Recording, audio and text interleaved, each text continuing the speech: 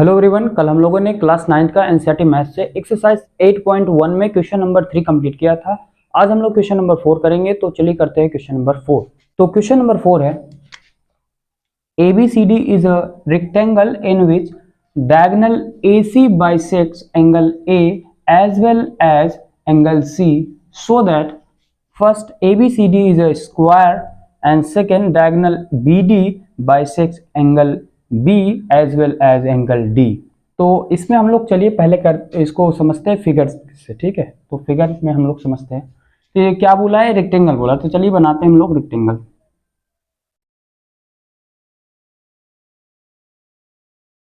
तो यहाँ पर ये ABCD, अब यहाँ पर बोला कि AC क्या है, डायगोनल है। तो ये AC जो है ये क्या है, डायगोनल है। और यहाँ पर जो AC है ये क्या कर रहा है, बाइसेक्ट कर रहा है angle A as well as angle C। तो एंगल A को भी क्या कर रहा है, बाइसेक्ट कर रहा है, और एंगल C को भी बाइसेक्ट कर रहा है। बाइसेक्ट का मतलब है कि दो एंगल को बराबर इक्वल पार्ट्स में, टू इक्वल पार्ट्स में डिवाइड करना, ठीक है। तो यहाँ पर जितना होगा वही एंगल यहाँ पर, ये एंगल जो होगा वही एंगल ये होगा। इसको हम लोग बोल देते हैं 1, इसको बोल देते हैं 2, इसको 3 और इसको 4।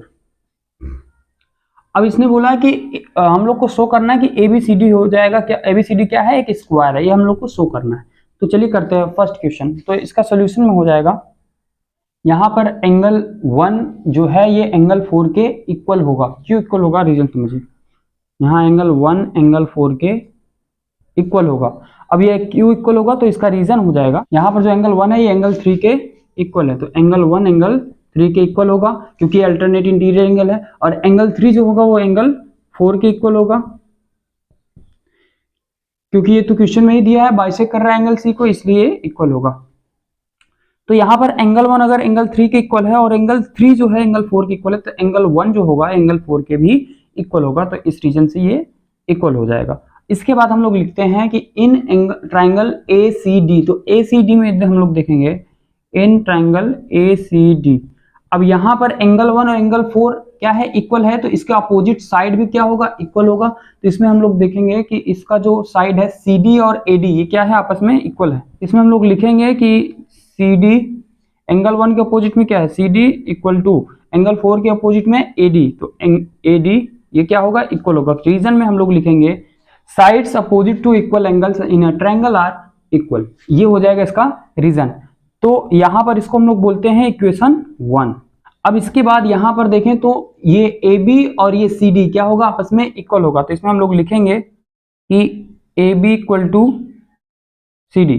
क्यों इक्वल होगा, क्योंकि क्या है, ये रेक्टेंगल का साइड है, तो अपोजिट साइड है, इसलिए क्या है, रेक्टेंगल में क्या होता है, अपोजिट साइड इक्वल होता है। तो AB CD के इक्वल है और AD BC के इक्वल है। तो इसमें हम लोग लिखेंगे कि AD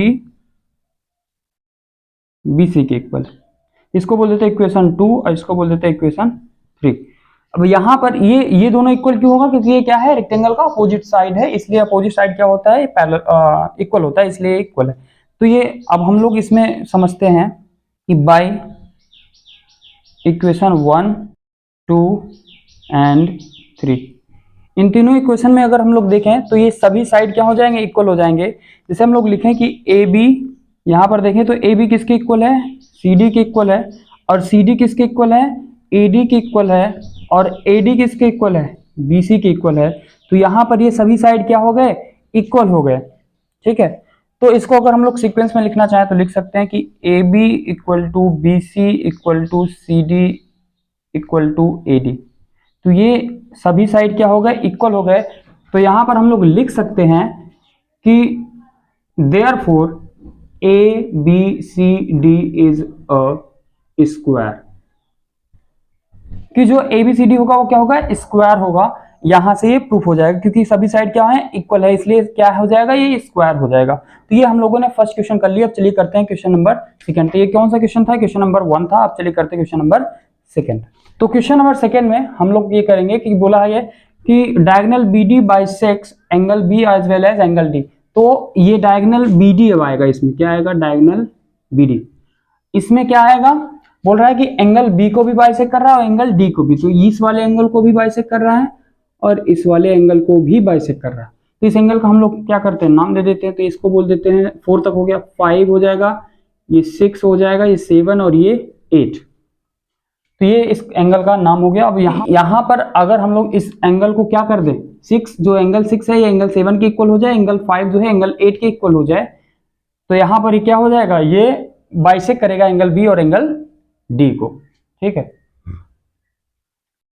तो यहां पर हम लोग देख रहे हैं कि जो BC है ये CD के इक्वल है। अभी हम लोगों ने इसको सॉल्व किया, अभी सभी साइड क्या किए हैं, इक्वल किए हैं, क्योंकि ये स्क्वायर है तो सभी साइड इक्वल है। तो इसमें हम लोग लिख सकते हैं कि जो BC होगा ये CD के इक्वल होगा, लिख सकते हैं, क्योंकि क्या है, स्क्वायर का साइड है।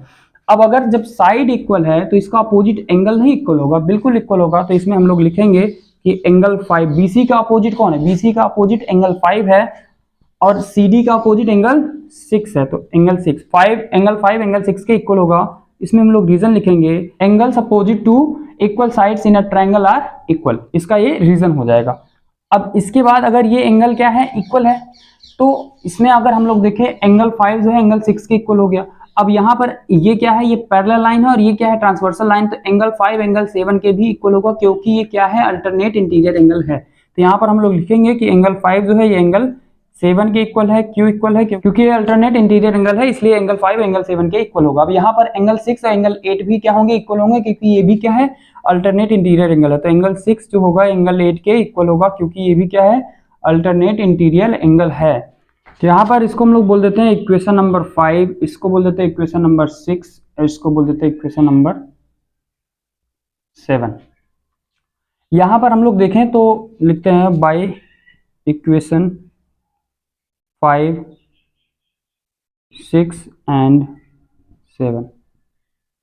तो यहाँ पर एंगल जो 5 है ये किसके इक्वल है, एंगल 6 के इक्वल है, और जो एंगल 5 है वो एंगल 7 के भी इक्वल है, और जो एंगल 6 है वो एंगल 8 के भी इक्वल है। तो ये सभी एंगल आपस में क्या है, इक्वल है। तो यहां से हम लोग लिख सकते हैं कि जो एंगल 6 है वो किसके इक्वल है, एंगल 6 जो है वो एंगल 7 के इक्वल है, और जो एंगल 5 है वो एंगल 8 के इक्वल है। ठीक है, तो जो हम लोग को चाहिए था वो हम लोग ने प्रूव कर दिया। तो ये क्या है, ये दोनों इक्वल हो गए। तो अगर ये दोनों क्या हो गए, इक्वल हो गए, तो इसमें हम लोग लिख सकते हैं कि therefore diagonal BD bisects angle B as well as angle D। तो ये इसमें हम लोग लिख सकते हैं। तो क्वेश्चन नंबर 4 भी कंप्लीट हो गया। तो आज हम लोगों ने क्वेश्चन नंबर 4 कंप्लीट कर लिया है। अब हम लोग नेक्स्ट वीडियो में क्वेश्चन नंबर 5 करेंगे। तो मिलते हैं नेक्स्ट वीडियो में।